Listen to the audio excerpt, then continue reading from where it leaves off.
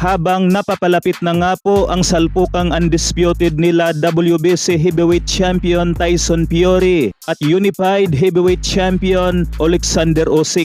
Tila may pagdududa at mukhang kinakabahan na nga po ngayon ang batikang promoter na si Lulubab Arum. Di nga po maiwaglit sa kaisipan ni Lulubab Arum ang huling laban ni Tyson Fury na bumagsak nga po ito sa pamamagitan ng rumagasak na kaliwa ng bagong boxer na si Francis Ngannou. Sa susunod na buwan na nga po, May 18 ang kanilang salpukan at gaganapin yan sa Riyadh, Saudi Arabia. Abangan natin yan mga idol. Samantala, mukhang nagkasundo na nga po ngayon ang kampo ni Kazuto Ayuka at ang kampo ni Fernando Martinez para naman ito sa isang unification ng WBA at IBF Super Flyweight. Target naman gaganapin ang kanilang salpukan sa bansang Japan. Kung matatandaan mga idol na bago nga po natalo si Jerwin Angkahas kay Takuma Inoue, dalawang beses nga po niyang nakasalpukan itong si Fernando Martinez at parehong talo itong ating pambato. Sa kabilang banda, matapos naman baklasin ni Elijah Pearce ang ating pambato na si Arthur Villanueva,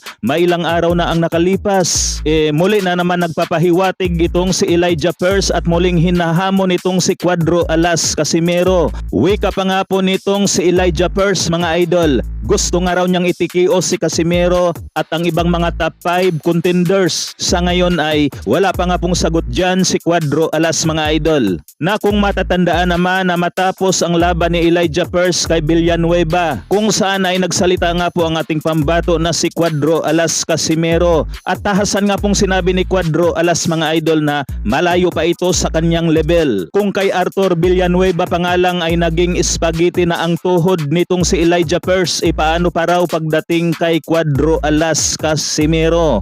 Yan lamang mga idol, hanggang dito na lang, maraming salamat po.